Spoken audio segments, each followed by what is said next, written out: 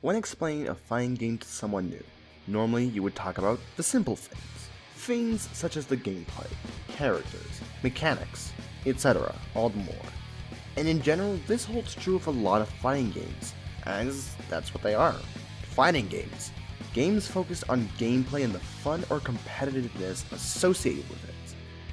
But when talking about Blazblue, it is a whole nother story. From both my experience as well as what I've seen online, Blazblue is an interesting specimen to introduce people to. Most people seem to love the gameplay and wide variety of characters and their gimmicks, as well as the music, which, let's admit, is probably one of the best parts about this franchise. But a lot of people absolutely avoid talking about the story, and for good reason. And that is because it is a convoluted mess, filled with terms and sayings, events and motivations, time loops, Azure, Susanoo units, and a stupid cat girl? Okay. Some people have even gone as far to say that story is as complicated, if not more, than games like Kingdom Hearts and Metal Gear Solid. A fighting game contends with some of the most complicated plots in video game history.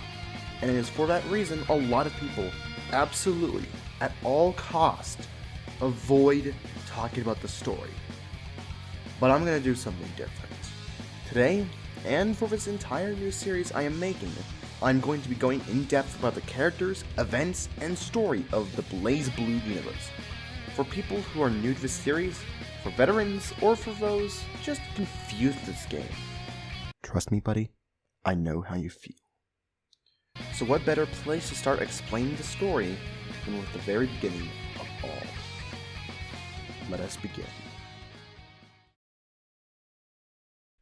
In the world of Blazblue, there exists the Boundary, a location hidden deep within the walls of reality, connected to all dimensions. It is an endless void of space, holding information dating all the way back to the very beginning. And in this space, there's a mystical artifact known only as the Azure. An artifact with the power to reshape reality, allowing those who wield it to create worlds, possibilities of their wish, and reshape time and space to however the user decides. From the Azure came Cipher, a substance containing parts of the Azure's power. And at the center of all this lies the master unit, Amaterasu, a machine-like object that, in simplest terms, is the god of the Blazblue Universe. Composed of two devices, the master unit with the power to create, and the Izanagi system, the opposite and equal force. Amaterasu is capable of altering reality, interfering upon the world, and changing any event however it wishes. It cannot be acknowledged by normal creatures, only those who are its eyes, so to speak. Don't worry, we'll get into that later. Just for now, think of Amaterasu like Cthulhu, in the sense that both cannot be observed or acknowledged. But there are also two other units that were protectors of the master unit. First was the Tsukuyomi unit, described as the absolute defense. This unit's purpose is to protect time, thanks to its nigh impenetrable defenses. A literal, absolute defense. Then there's the Susanoo unit, a suit of armor with the capability of cutting time itself without the risk of a paradox. So basically, this thing can cut you down, as well as your entire time, from the moments you were born to your future, without causing reality to crumble due to a paradox. That's actually kind of scary when you think about it. Together with the Tsukuyomi unit and the Susanoo unit, these three became known as the original units, or San Kishin, and were able to defend the true Azure, and in turn, the Master Unit, for honestly, who knows how long? Centuries? Millennia? Eons? We'll never know. But in one of these free units, something was changing. Something that would affect the world of Blazblue as a whole, and set into motion everything. A hollow husk of armor birthed a soul. A soul with its own personality and free will. A living creature. A soul that, after being stuck to serve as the Master Unit's enforcer for eons possibly, forced to bend to her will and do what she says, gets fed up with it. He begins to loathe Amaterasu, his sister, so to speak, for everything she is and stands for.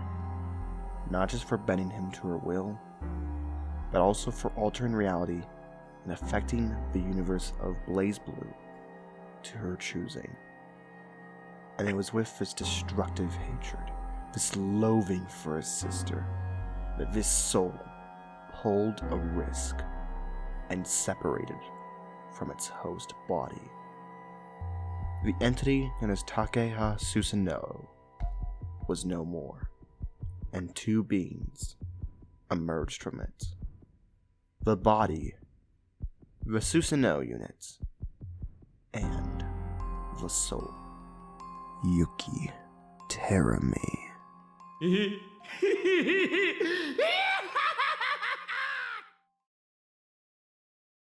Meanwhile, back on Earth, a discovery was made.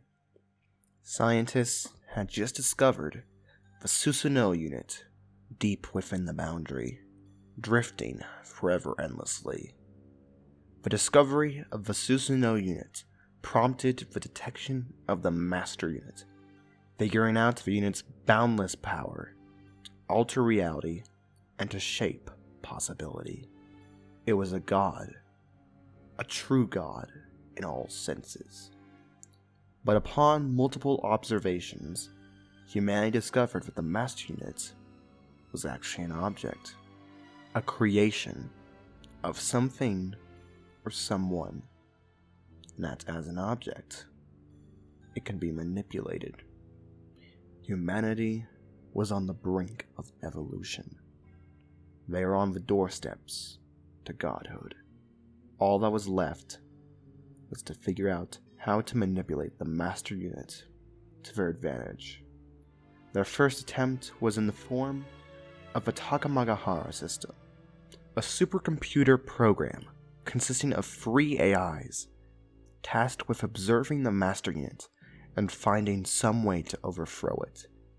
It could manage Amaterasu's power to a degree, but not to the full extent that the Master Unit can. While the Takamagahara system can rewind time, it cannot intervene or alter events or possibilities created by Amaterasu.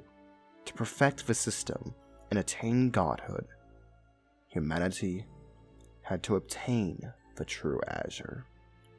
But obtaining the Azure was not as simple as walking up to Amaterasu's doorstep and asking kindly. For Amaterasu lived deep within the boundary, a place that no normal being can survive. Even beings of higher power describe the boundary as a fate worse than death.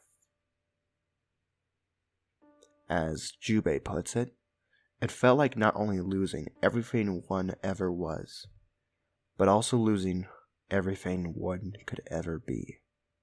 So in a sense, it takes away one's past and future. As such, only beings of exceptionally strong will could travel through it and remain in one piece. But even then, there was another problem. The Master Unit only acknowledged beings with a human form. So, humanity started experimenting, and developing. The first of what would be known as the Prime Field devices. The first of these Prime Field devices would be later known as the Origin, and would make contact with the Master Unit. The Origin became the Master Unit's eye, and was now able to acknowledge and even interfere in the rewriting of history. But this caused a change within the Origin, as she and her fellow sisters became self-aware. They began to have a free will and humanity. Fearing the godlike power the Origin now had to alter the world, waged war against them. The dolls all had a single wish: to be acknowledged as individuals, and to be able to live a normal life, like a human. But humanity, perhaps in fear or ignorance, fought against Prime Fields. And while humanity held the number advantage, the Prime Fields held the advantage in every other category. They were far more durable, had superior combat abilities, and the Origin especially had the ability to rewrite reality. All seemed lost, but humanity had an ace up their sleeves. Upon the advice of a vampire by the name of Clavis Alucard, humanity developed a special weapon, a weapon capable of nullifying the effects of observers and their interference, the sealed armament Izayoi. With this weapon in hand, humanity was able to confront the enemy by destroying all their eyes and throwing them back into the boundary. But it was not enough, as they still could not neutralize the devices. Humanity, reaching its breaking point, decided to use a certain something. Okay, yeah, real descriptive there, Arc System Works. To mass produce a self-observing weapon, basing the weapon off of the Izayoi. This monster, this weapon of mass destruction, would later be known as the Black Beast. A weapon of immense power. The beast didn't care for whatever was in its path. Man, Prime Field, animal, whatever it was, the beast destroyed everything. By the end of its destructive rampage, nothing was left. All that was left behind was a world of fire and death. But humanity counted on this. All they needed to do was to obtain the true Azure to complete Takamagahara, and they could rebuild the world. They would be able to prevent the creation of the Prime Fields, rebuild the world, all while still having the power of God in their hands. The system's vision of a human world would live on. But something happened, a miscalculation. The world was already being rebuilt by none other than the Origin.